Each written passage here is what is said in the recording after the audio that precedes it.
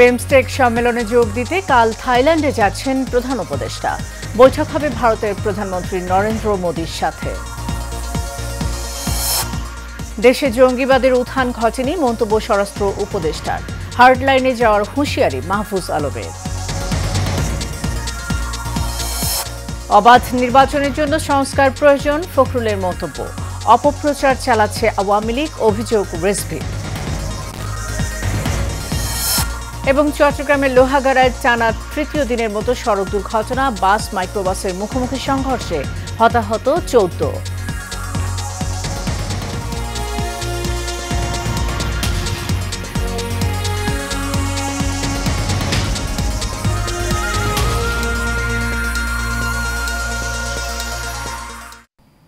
ঈদ মোবারক সকলকে। পবিত্র ঈদ উল ফিতরের শুভেচ্ছা জানিয়ে শুরু করছি এশিয়ান প্রাইম নিউজ। সাথে আছি সাবরিনা জিয়া। এতক্ষণ শুনছিলেন বিআরবি কেবল ইন্ডাস্ট্রিজ লিমিটেড সংবাদ শিরোনাম। বিমস্টেক শীর্ষ সম্মেলনে যোগ দিতে আগামীকাল বৃহস্পতিবার থাইল্যান্ড যাচ্ছেন বাংলাদেশের অন্তর্বর্তী সরকারের প্রধান উপদেষ্টা অধ্যাপক ডক্টর মোহাম্মদ ইউনূস। দুপুরে ফরেন একাডেমিতে এই নিয়ে ব্রিফিং করেন প্রধান উপদেষ্টা high representative doctor Khalilur Rahman. তিনি জানান, এই সম্মেলনে ফাঁকে প্রধান উপদেষ্টা ডক্টর ইউনূস ও ভারতের প্রধানমন্ত্রী নরেন্দ্র মোদির মধ্যে বৈঠকের সম্ভাবনা রয়েছে। তবে ঢাকার একটি উচ্চ পর্যায়ের সূত্র বলছে অবশ্যই বৈঠকটি অনুষ্ঠিত হবে।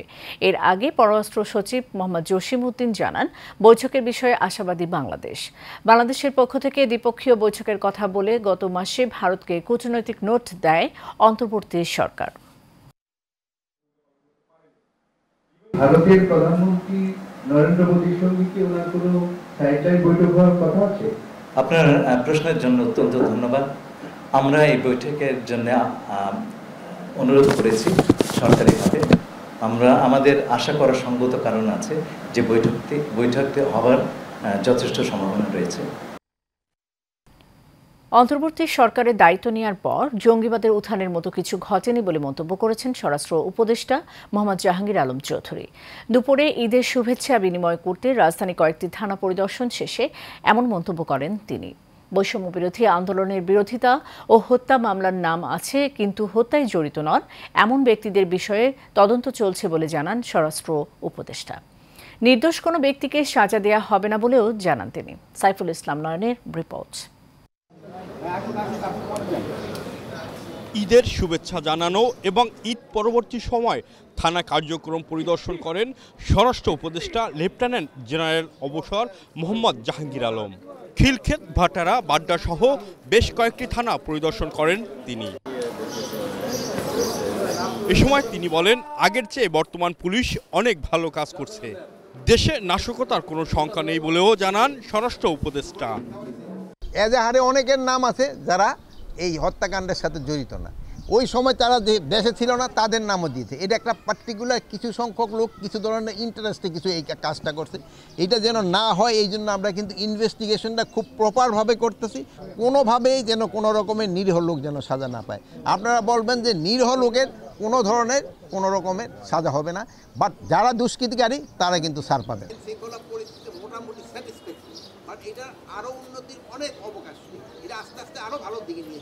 কাউকে মিথ্যে মামলায় হয়রানি করার সুযোগ নেই, তবে কেউ অপরাধ করলে পার পাবে না। আমরা দায়িত্ব নেওয়ার পর কোনো ধরনের জঙ্গিবাদের কোনো কিছু দেখছেন, কোনো কিছু হয় নাই।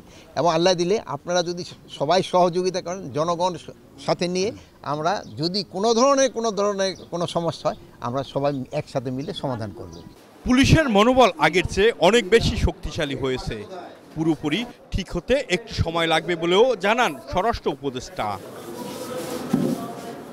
সাইফুল ইসলাম নয়ন, এশিয়ান টেলিভিশন, ঢাকা। যদি দেশকে অস্থিতিশীল করার চেষ্টা হয়, সরকারকে অবশ্যই হার্ডলাইনে যেতে হবে, এমন মন্তব্য করেছেন তথ্য ও সম্প্রচার উপদেষ্টা মাহফুজ আলম।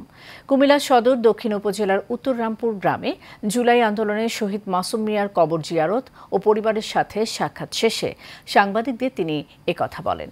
মাহফুজ আলম বলেন, বাংলাদেশে চরমপন্থার সুযোগ তৈরি হয়েছে বলে নিউ ইয়র্ক টাইমস যে প্রতিবেদন ছেপেছে তা বিভ্রান্তিকর। এই সুযোগ কাউকে নিতে দেয়া হবে না বলেও জোর দেন তিনি। মাহফুজ আলম বলেন, সবার চেষ্টা থাকবে বাংলাদেশে কোনো রাজনৈতিক ও ধর্মীয় উগ্রপন্থা যেন মাথা চাড়া দিতে না পারে।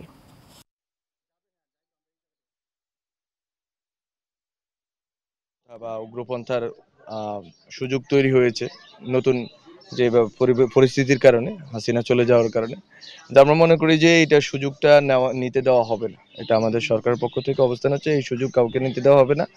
বরং বাংলাদেশের যে গণতান্ত্রিক ব্যবস্থা আছে, এই গণতান্ত্রিক ব্যবস্থা সুরক্ষা এবং গণতান্ত্রিক পদ্ধতিতে দেশ পরিচালনার ক্ষেত্রে আমরা খুবই বলিষ্ঠ ভূমিকা রাখব। বিএনপি সংস্কারের বিরোধী নয়, বরং সংস্কারের প্রবক্তা, এমন মন্তব্য করেছেন দলটির মহাসচিব মির্জা ফখরুল ইসলাম আলমগীর। ঠাকুরগাঁয়ে নিজ বাসভবনে সাংবাদিকদের সঙ্গে মতবিনিময় সময় একথা বলেন তিনি। অন্যদিকে বিএনপি কেন্দ্রীয় কার্যালয়ে দলের সিনিয়র যুগ্ম মহাসচিব রুহুল কবির রিজভী বলেন, আওয়ামী লীগ অবৈধ টাকা ব্যবহার করে বাংলাদেশকে কলঙ্কিত করার চেষ্টা করছে। বিস্তারিত কাউসার আহমেদের রিপোর্টে। জাতীয় নির্বাচনকে সামনে রেখে মাঠ গোছাতে ব্যস্ত সময় পার করছেন রাজনৈতিক দলের নেতাকর্মীরা। এবার ঈদে উঠান বৈঠক ও পুনর্মিলনী সহ নানা অনুষ্ঠানে যোগ দিচ্ছেন তারা। এরই অংশ হিসেবে বাংলাদেশ জাতীয়তাবাদী দল বিএনপির মহাসচিব মির্জা ফখরুল ইসলাম আলমগীরও অংশগ্রহণ করছেন বিভিন্ন অনুষ্ঠানে। মতবিনিময় করেছেন স্থানীয় সাংবাদিকদের সাথে। আমরা কখনোই কথা বলিনি, প্লিজ লিসেন। এতে উঠে আসে সংস্কার প্রসঙ্গ। জানান, বিএনপির অবস্থান সংস্কারের পরিপন্থী এমন অপপ্রচার চালানো হচ্ছে।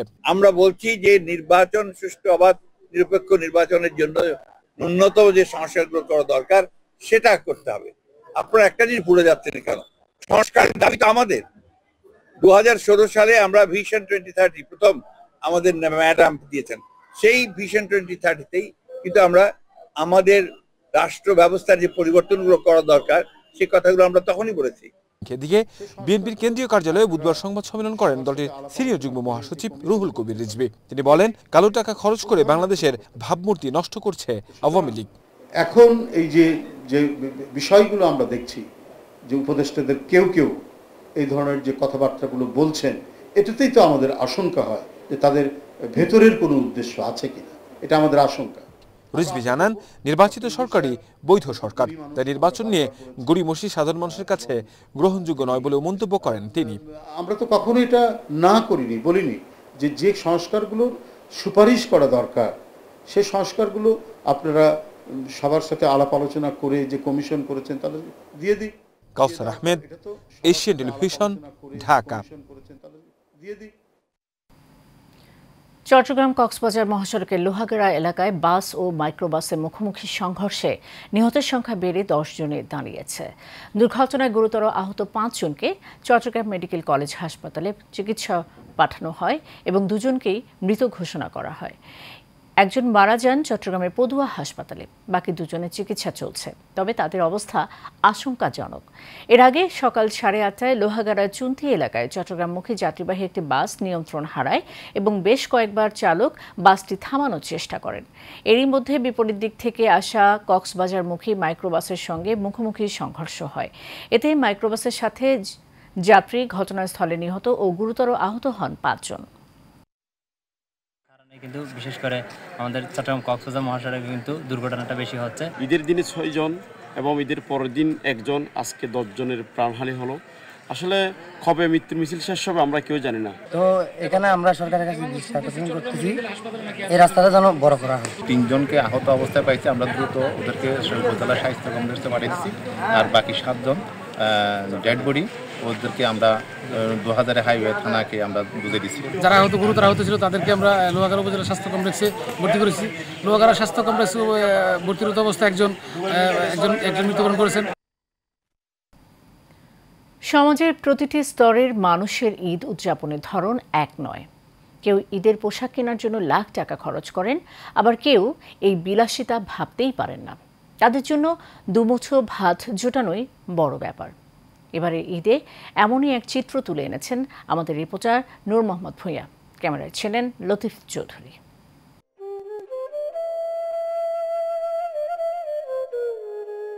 ঈদ কি সবার জীবনে আনন্দ বয়ে আনে? ঈদের চাঁদ কি সমানভাবে সবার জীবনে আলো ছড়ায়, নাকি এই বাঁকা চাঁদের আলোর নিচে কিছু মানুষের জীবন থাকে অন্ধকারে নিমজ্জিত?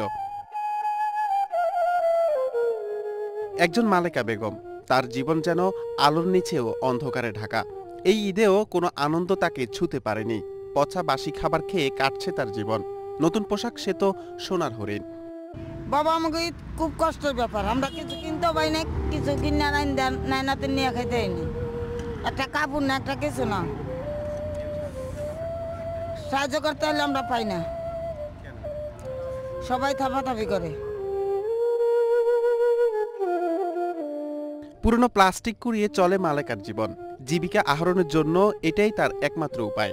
স্বামী নেই, একমাত্র মেয়েও মারা গেছে। এখন ছোট এক নাতনিকে ঘিরেই চলছে মালেকার জীবন। এই যে দেখছেন মাথাটা ফাটা 4টা শিলি পড়ছে, ওষুধ খাওয়ার চাইলে না, পয়সা পাইতেছে না। না, আমার একটা মেয়ে ছিল মারা গেছে, এই যে নাতিটা ফলে টাকার লেগে ঘরটা ঠিক করতে না, বেজির ডরে ঘরে থাকতারি না, এখানে থাকি। কি করবো কোন, যার কেউ নাই তার আল্লাহ ছাড়া কেউ নাই। ঈদে সবার ঘরেই থাকে নানান রকম খাবার এবং শরীরে থাকে বাহারি ডিজাইনের পোশাক, কিন্তু অথচ এই ছিন্নমূল মানুষগুলো ঘরেও নেই কোনো তেমন খাবার। পচা বাসি খাবার খেয়ে তাদের দিন পার করতে হচ্ছে। সমাজে বিত্তবানদের প্রতি আহ্বান এই ছিন্নমূল মানুষদের সেবায় এগিয়ে আসার। নূর মোহাম্মদ মিয়া, এশিয়ান টেলিভিশন, ঢাকা।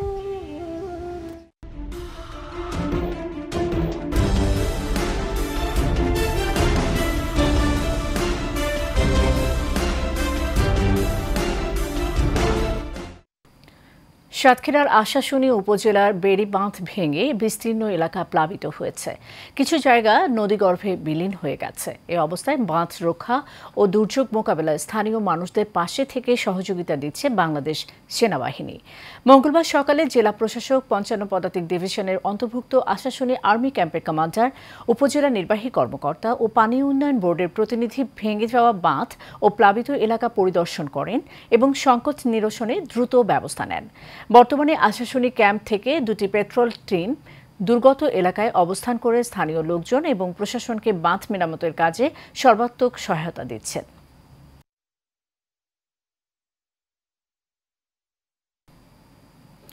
ব্রাহ্মণবাড়িয়ার আখাউড়ায় চলন্ত ট্রেনের ছাদে টিকটক করার সময় ছিটকে পড়েন আব্দুল কাইয়ুম ও তারেক নামের 2 যুবক। নিহত হয়েছেন। বেলা 11:30টার দিকে উপজেলার গঙ্গাসাগর ব্রিজ এলাকায় এই দুর্ঘটনা ঘটে। পুলিশ জানায়, চট্টগ্রাম থেকে ছেড়ে আসা সিলেটগামী পাহাড়িকা এক্সপ্রেস ট্রেনে ছাদে টিকটক করার সময় ছিটকে পড়ে দুজনের মৃত্যু হয়। এ ঘটনায় আরও 2 জন আহত হয়েছে।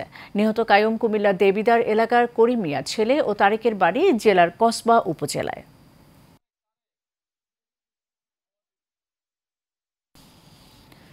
গাজীপুরের চঙ্গীর এরশাদনগর এলাকায় সংঘর্ষের ঘটনায় মুক্তাদির আহমেদ লিপু মোল্লা সহ সন্ত্রাসীদের গ্রেপ্তার ও বিচারের দাবিতে বিক্ষোভ মিছিল ও মানববন্ধন করা হয়েছে। বিকেলে 49 নম্বর ওয়ার্ড বিএনপির কার্যালয়ের সামনে এই বিক্ষোভ মিছিল হয়। এতে উপস্থিত ছিলেন টঙ্গী থানা যুবদলের 1 নম্বর সাংগঠনিক সম্পাদক কামরুল ইসলাম কামু, টঙ্গী পূর্ব থানা বিএনপির সহ সাংগঠনিক সম্পাদক মিরাজ মিয়া, মহিলা দলের হালিমা আক্তার সুমি ও ওয়ার্ড মহিলা দলের যুগ্ম সম্পাদক মুক্তার আক্তার সহ অনেকে। এর আগে সোমবার রাতে সংঘর্ষের ঘটনায় 10 জন আহত হয়। হামলায় সাগরের বাড়িতে ভাঙচুর এবং তার স্ত্রী ও সন্তানকে মারধর করা হয়েছে।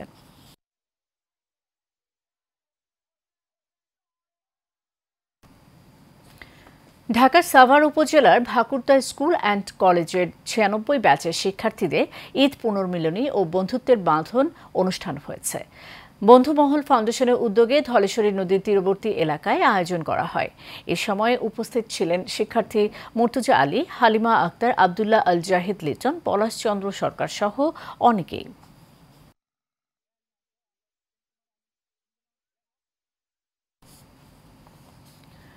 পাবনায় নেতাকর্মী নিয়ে মোটরসাইকেল শোভাযাত্রা ও ঈদ পরবর্তী কুশল বিনিময় করেছেন চেয়ারম্যান পদপ্রার্থী রানীনগর ইউনিয়ন বিএনপির যুগ্ম আহ্বায়ক মোহাম্মদ রবিউল আওয়াল টিপু। শোভাযাত্রাটি সুজনগর উপজেলার টাকিপাড়া চৌরাস্তা থেকে শুরু হয়ে বিভিন্ন সড়ক প্রদক্ষিণ শেষে বাগলপুর বাজারে গিয়ে শেষ হয়। পরে এক পথসভায় বক্তব্য রাখেন চেয়ারম্যান প্রার্থী রবিউল আওয়াল টিপু।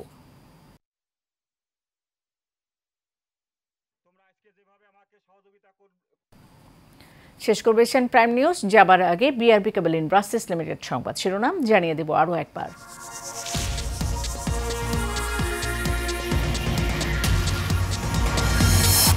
বিমস্টেক সম্মেলনে যোগ দিতে কাল থাইল্যান্ডে যাচ্ছেন প্রধান উপদেষ্টা। বৈঠক হবে ভারতের প্রধানমন্ত্রী নরেন্দ্র মোদির সাথে।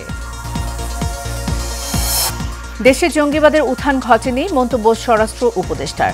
হার্ট লাইনে যাওয়ার হুঁশিয়ারি মাহফুজ আলমের। অবাধ নির্বাচনের জন্য সংস্কার প্রয়োজন ফখরুলের মন্তব্য। অপপ্রচার চালাচ্ছে আওয়ামী লীগ, অভিযোগ রিজভীর। এবং চট্টগ্রামের লোহাগাড়ায় টানা তৃতীয় দিনের মতো সড়ক দুর্ঘটনা, বাস মাইক্রোবাসের মুখোমুখি সংঘর্ষে হতাহত 14।